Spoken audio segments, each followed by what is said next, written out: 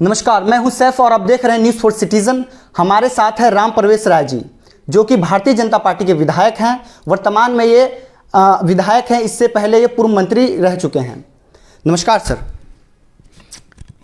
जी धन्यवाद। सर, आपके क्षेत्र में एक समस्या रही है, सबसे बड़ी समस्या ये रही है कि उस क्षेत्र में बांध को लेकर के जब बाढ़ आती है तो जान माल सब चीज़ की हानि होती है, तो उसको लेकर के क्या कोई ठोस कदम अब तक उठाया गया आपके द्वारा? नहीं, हम तो मानते हैं पर्सनल एक जनप्रतिनिधि हैं, उसके लिए तो उपाय सरकार के स्तर पर ही होगा। लेकिन जब भी मैं सदस्य रहा हूँ विधानसभा का और उस समय बाढ़ की स्थिति उत्पन्न हुई है, बांध टूटे हैं, तो बांध का मरम्मत कराया गया है, बांध का निर्माण कराया गया है। और विडम्बना है कि जब मैं जनप्रतिनिधि नहीं रहता हूँ, पिछले बार मैं नहीं था तभी बांध टूटा। मेरे कार्यकाल में कहीं बांध नहीं टूटता है, हमेशा उस पर हम लोग ध्यान रखते हैं। उसका मरम्मती कार्य हमेशा चूँकि हम लोग कराते रहते हैं, लेकिन जब मरम्मती कार्य किसी साल नहीं होता है तो बांध पतला हो जाता है, पानी का अत्यधिक वेग आता है और बांध को फिर उड़ा देता है, बांध टूट जाता है। इस बार भी वैसा ही हुआ है, लेकिन सरकार के स्तर पर टेंडर वगैरह सब निकल चुके हैं, पड़ गया है। अति शीघ्र बांध के निर्माण के लिए फिर काम शुरू होने जा रहा है। सर, आपका जो एजुकेशन लेवल रहा है, बचपन से जो एक शुरुआती जीवन होता है, वो कैसा रहा? बिल्कुल ठीक ठाक रहा। बचपन की शिक्षा हम लोग प्रारंभिक स्तर तक की शिक्षा गांव में लिए। उसके बाद माध्यमिक स्तर तक की शिक्षा अगल बगल जहां हाई स्कूल थे वहां जाके लिए। कॉलेज की पढ़ाई हमने गोपालगंज कॉलेज से किया, स्नातक की डिग्री हमने लिया। और 1974-75 के जेपी आंदोलन, छात्र आंदोलन से हमारा संबंध रहा है। जब मैं फर्स्ट ईयर का विद्यार्थी था, उस समय 74-75 में आंदोलन हुआ। उस आंदोलन में मैं भाग लिया, कई बार जेल गया। आपातकाल के अंदर भी 10-11 महीनों तक जेल में रहने का मौका मिला। और पढ़ाई पूरी करने के बाद मैंने भारतीय जनता पार्टी के कार्यकर्ता के रूप में अपने राजनीतिक पारी की शुरुआत की। और उसके बाद फिर चुनाव लड़ना, जितना हारना, ये क्रम जारी रहा। 5वीं बार मैं इसमें फिर विधायक बन के आया हूँ। 5 दफा लगातार एक ही विधानसभा से आप विधायक रह चुके हैं? कहीं विधानसभा क्षेत्र से 5 बार चुनाव जीते हैं। 2-3-4 बार हारे भी हैं उसी विधानसभा से? उसी विधानसभा में। अच्छा। 4 बार हारे हैं, 5 बार जीते हैं। मेरा 9वां चुनाव है। और फिर प्रतिनिधि के रूप में जनता की सेवा कर रहे हैं, आगे भी करता रहूँगा। सर, वर्तमान में क्राइम को लेकर के बहुत ही ज़्यादा स्तर बढ़ता जा रहा है बिहार का। तो आप पूर्व मंत्री भी रह चुके हो और इवन वर्तमान में विधायक हो, तो कहीं ना कहीं एक सजेशन तो काम कर सकता है। इवन आप वहाँ विधानसभा में आवाज़ उठा सकते हैं, इसको लेकर के अपनी बातें रख सकते हैं, तो कहीं ना कहीं क्राइम रुक सकता है। क्योंकि वर्तमान में आपकी सरकार है और इवन सेंटर में भी आपकी सरकार है, तो इसको लेकर के किस तरह का कदम उठाया जा रहा है? सर देखिए, कानून व्यवस्था का मुद्दा ये राज्य सरकार का विषय है। इसमें हम केंद्र सरकार को नहीं घसीट सकते हैं, ये बिल्कुल राज्य सरकार का विषय है। और पहली बार नीतीश कुमार जी, पहले तो लालू जी, राबड़ी देवी के सरकार में जंगल राज था। 1990 से लेकर के 2005 तक वह जंगल राज था। क्राइम अपनी चरम सीमा पर था, कानून व्यवस्था की स्थिति बिल्कुल जर्जर थी, बदतर थी। कई नरसंहार की घटनाएं उनके राज्य में होती थी। लेकिन 2005 के नवंबर में जब से फिर एनडीए की सरकार बनी, नीतीश कुमार के नेतृत्व में जदयू भाजपा की सरकार बनी, तब से जाकर के कानून व्यवस्था की स्थिति में सुधार हुआ। और नीतीश जी का जो कार्यकाल भारतीय जनता पार्टी के साथ 10 वर्षों का रहा, 2005 से लेकर के 2015 तक, 13 तक, वह कार्यकाल बहुत अच्छा कार्यक्रम था, एक स्वर्णिम युग था। उस समय कानून व्यवस्था की कोई स्थिति खराब नहीं थी।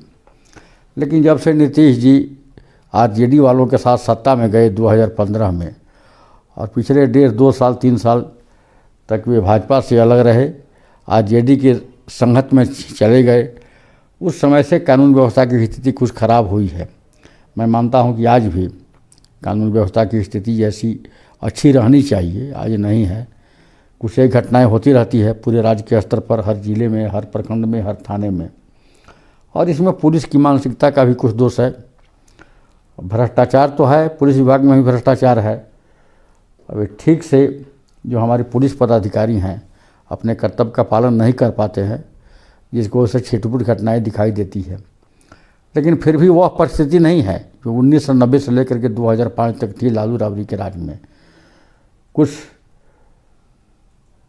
समस्याएं आई हैं और फिर नई सरकार बनी है इस बार। मैं आशा करता हूं कि अति शीघ्र जो भी कानून व्यवस्था की स्थिति खराब है उसको ठीक कर लिया जाएगा। सर, शराबबंदी को लेकर के ऐसा कहा जा रहा है कि बिहार में शराबबंदी है, लेकिन उसके बावजूद खुला शराब बिक रहा है सर। तो है, शराबबंदी है तो शराबबंदी तो अच्छी चीज़ है। उन्होंने यही सोच करके शराबबंदी लागू की थी मुख्यमंत्री नीतीश जी ने। नीतीश जी ने लागू तो इसीलिए किया था कि भाई शराब बुरा चीज़ है, शराब पीने से लोगों का सेहत खराब होता है, परिवार तंग और तबाह होता है। तो मंशा में तो उनके का कहीं दोष नहीं है, लेकिन चोरी छिपे शराबबंदी के बावजूद भी, चूँकि अगल बगल के राज्यों में तो शराबबंदी नहीं है, उत्तर प्रदेश हो, बंगाल हो, असम हो, हरियाणा हो, इन राज्यों से ब्लैक मार्केटिंग करके शराब लोग लाते हैं।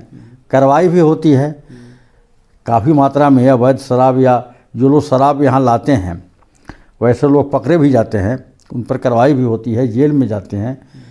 लेकिन फिर भी एकाएक तो सब कुछ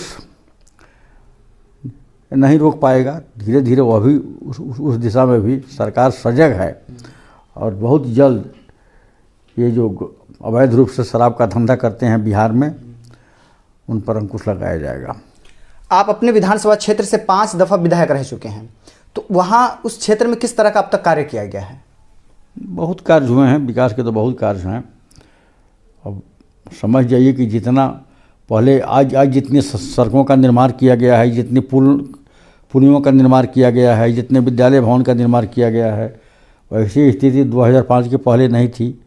2005 में सत्ता बदलने के बाद नीतीश जी के नेतृत्व में जदयू भाजपा की सरकार जब से बनी है, काफ़ी विकास हुआ है बिहार का। आज 22 घंटे 24 घंटे बिजली रहती है, ग्रामीण इलाकों में भी रहती है, पूरे बिहार में, हमारे क्षेत्र में भी रहता है। बिहार जो विकास किया है उससे हमारा विधानसभा क्षेत्र भी अछूता नहीं है, हमारा ज़िला भी अछूता नहीं है। विकास की लहर हमारे ज़िले में भी गई है, हमारे विधानसभा क्षेत्र में भी गई है। और हम लोग सजग भी रहते हैं कि कहीं सड़कें अगर टूटी फूटी दिखाई दी तो तुरंत उसका मरम्मती होता है, उसका निर्माण कराया जाता है। काफ़ी मात्रा में सड़कों का निर्माण कराया गया है, सड़कों का जाल बिछाया गया है, हर गांव में बिजली पहुंचाई गई है। 22 घंटे 24 घंटे बिजली रहती भी है। बच्चों के पढ़ने के लिए काफ़ी स्कूल बिल्डिंग बनाए गए हैं, भवन बनाए गए हैं, शिक्षकों को बहाल किया गया है।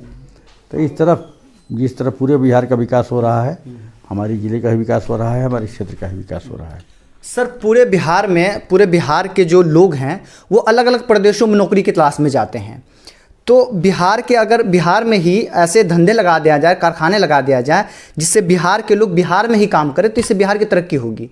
लेकिन ऐसा कोई उद्योग धंधा पर काम नहीं किया जा रहा है सर। सही बात है, बिहार में उद्योग धंधों की कमी है, जिसकी वजह से हमारे नौजवानों को बिहार के बाहर जाना पड़ता है। लेकिन सरकार इस दिशा में भी सजग है। धीरे धीरे यहाँ भी उद्योग लगाने का काम हम लोग करेंगे, सरकार करेगी। लेकिन अभी तो फिलहाल उद्योग धंधों की कमी है बिहार में। यह पहले से ही है कि बिहार में चूँकि पहले से जो 15 साल वाला राज था लालू जी का, राबड़ी का, उसमें कोई व्यक्ति, कोई पूंजीपति, कोई उद्योगपति बिहार नहीं आ पाता था, वो यहाँ निवेश करना नहीं चाहता था। कानून व्यवस्था की स्थिति उसमें बहुत बदतर थी। लेकिन इधर स्थिति में सुधार हुआ है और धीरे धीरे बिहार के तरफ भी जो हमारे उद्योगपति हैं कदम बढ़ा रहे हैं। लेकिन यह 2-4 दिन की समस्या नहीं है, धीरे धीरे होगा और इस दिशा में भी सरकार प्रयत्नशील है। निश्चित रूप से वह समय आएगा कि बिहार की युवाओं को, बिहार के नौजवानों को रोजगार के तलाश में बाहर नहीं जाना पड़ेगा। सर, अभी वर्तमान में जो बहुत ऐसी जगहों की शिक्षा व्यवस्था को लेकर के आप स्कूल्स वगैरह में जाइएगा तो वहाँ स्कूल में देखिएगा कि शिक्षा व्यवस्था बिल्कुल ऐसे है कि बच्चे चिटाई बिछा करके पढ़ रहे हैं सर। तो नहीं, अब ऐसी समस्या नहीं है।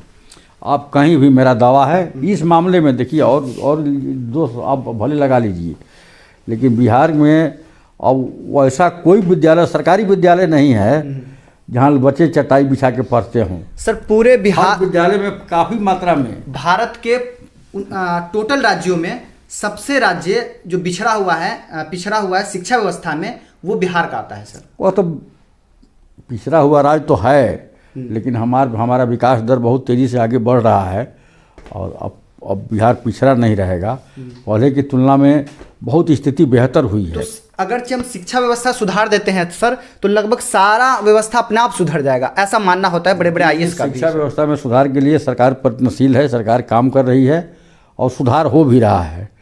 बहुत जल्द इसका परिणाम देखने को मिलेगा।